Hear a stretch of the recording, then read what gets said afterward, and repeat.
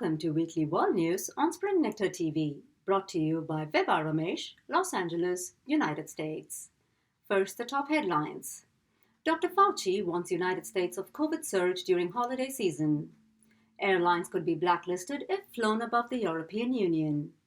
World Health Organization says Europe to cross 2 million COVID deaths by March 22.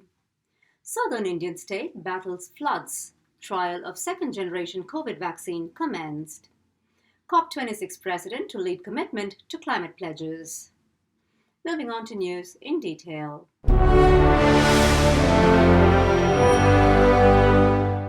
With the upcoming holiday season in the United States, starting with the Thanksgiving weekend, experts fear a spike in COVID cases as millions of Americans have travel plans to catch up with the near and dear ones. On Sunday, Chief Medical Advisor Anthony Fauci also voiced his concern and suggested acting on the new measures to subdue the virus. To this effect, he urged parents with children aged 5 to 11 to have them inoculated and vaccinated adults to get their booster shot, both of which were approved recently. Fauci's words, as said on CNN's State of the Union: "We still have about 60 million people in this country who are eligible to be vaccinated who have not been. And that results in the dynamic of virus in the community that not only is dangerous and makes people who are unvaccinated vulnerable, but it also spills over into the vaccinated people. The bottom line is get vaccinated if you're not vaccinated and boosted if you have been vaccinated. Since we can vaccinate children from 5 to 11, you start vaccinating them now and they will be fully vaccinated by the time we get to the Christmas holidays." Meanwhile, the US has hit a 30-year high inflation rate, standing at a whopping 6.2% as of October 2021. According to the Labor Department, the energy index rose 4.8% over the month, as the gasoline index increased 6.1%, and the other major energy component indexes also rose. The food index increased 0.9%, as the index for food at home rose 1%. While President Biden had a more calm and justifiable approach to the increase in prices as of July, his tone changed with the inflation climbing to its current number. Everything from a gallon of gas to a loaf of bread costs more. We still face challenges and we have to tackle them. We have to tackle them head on, he said.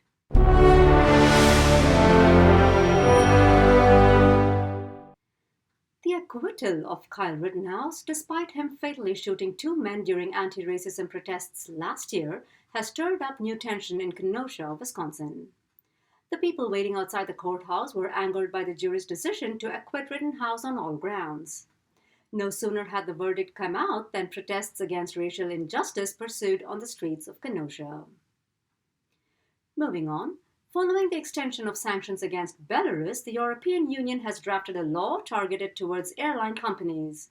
According to the draft, any airline that flies people to countries on its borders could be blacklisted. Although the proposal does not explicitly mention Belarus, it is the transportation of refugees to the Poland-Belarus border that has triggered such a move. To this end, airlines flying over, landing, or refueling at any European Union airport could be banned, as Ylva Johansson, the European Union Home Affairs Commissioner, remarked. "We see the need to reach out directly to those travel companies which, unintentionally most of the time, are being part of a state-sponsored smuggling scheme orchestrated by a desperate and non-democratic."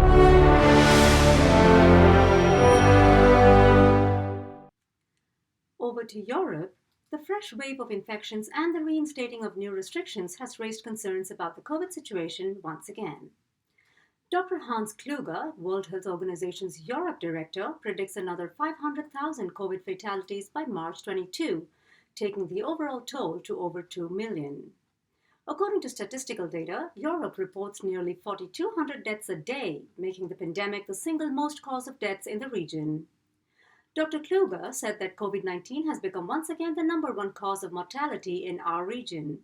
We know what needs to be done to fight the disease. Further, he encouraged the adoption of the Vaccine Plus approach, as he said. This means getting the standard doses of vaccine and taking a booster if offered, but also incorporating preventive measures into our normal routines.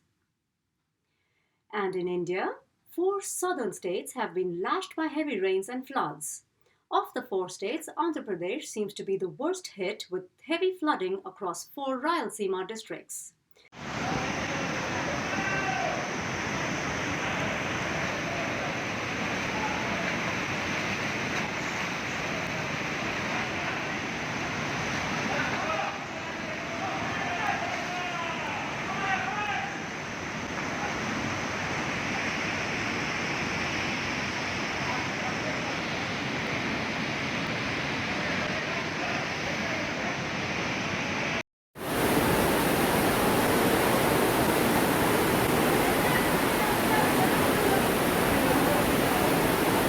News has it that the floods have taken away at least 41 lives, with several people missing.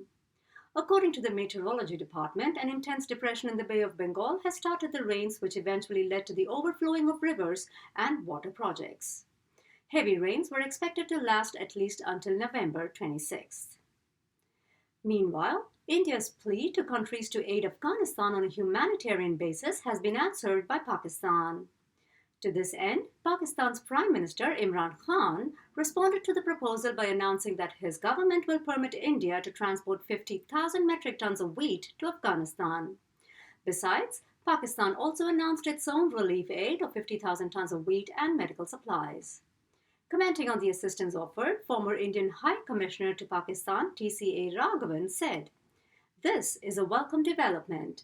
If India and Pakistan can find pragmatic ways to smoothen their interface on Afghanistan, it will be a step forward for both, for Afghanistan and for regional cooperation."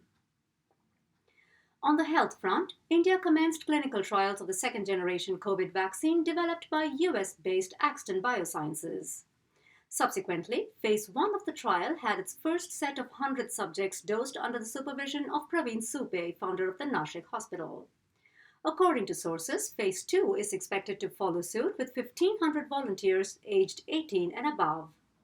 In the words of Dr. Supe, the highly promising results from a previous Phase 2 trial in Netherlands warrant moving forward with an open-label bridging study, and the Phase 2 of 3 clinical trial here in India to help speed a low-cost, temperature-resistant vaccine that can be easily manufactured, transported, and stored in economically deprived countries in Africa and Asia. And here's an update on the detainment of Sudan's Prime Minister. The military coup of October that led to the detaining of Prime Minister Abdallah Hamdok has taken a different turn now, as the military coup leader announced the release of Hamdok as well as other political prisoners. That said, General Abdel Fattah al-Burhan confirmed that protests will continue. The weeks-long turmoil ended on Sunday as the Prime Minister and the coup leader engaged in a meeting that led to the signing of the release agreement along with the deal for a new interim cabinet. Later, Hamdok announced the 14-point deal on TV as Burhan thanked him for his service. Moving on, the rampant spread of the virus across Europe has pushed several countries to reinstate new restrictions. While Germany and the Netherlands have been instructed to observe tighter restrictions, Austria went into lockdown once again. Commenting on the grave situation, the Federal Health Minister of Germany said that probably by the end of winter, more or less everyone in Germany will be vaccinated, cured, or dead. That sounds cynical, but it's a reality. With only 68% of Germans and 66% of Austrians fully vaccinated, outgoing Chancellor Angela Merkel has called for tougher restrictions. A quick look at the climate crisis. UK's Cabinet Minister Alok Sharma, who also led the COP26 talks, has vowed to push governments to stick to their climate pledges. The core commitment made by the governments around the world is to cut greenhouse emissions with the aim of limiting global heating to 1.5 degrees Celsius. He said, "The 1.5 Celsius limit lives. We brought it back from the brink, but its pulse remains weak. We must steer it to safety by ensuring countries deliver on the promises they have made."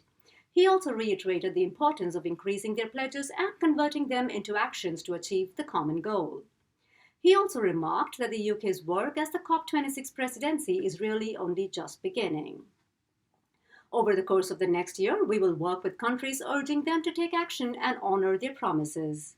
There is no formal policing process in the UN Framework Convention on Climate Change System, and so we must keep up the constructive pressure and build on the trust and goodwill generated through COP26. And that brings us to this week's Did You Know?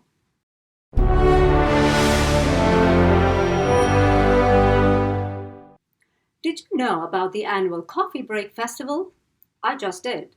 Celebrated on the third Saturday in August in Stoughton, Wisconsin, it's a festival that millions of people enjoy. The star of the festival, of course, is coffee. The festivities usually include a bean spitting contest, coffee brew-off, pork roast, and many more.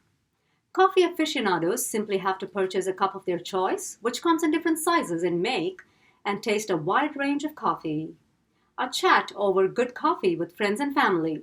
What more could you ask for?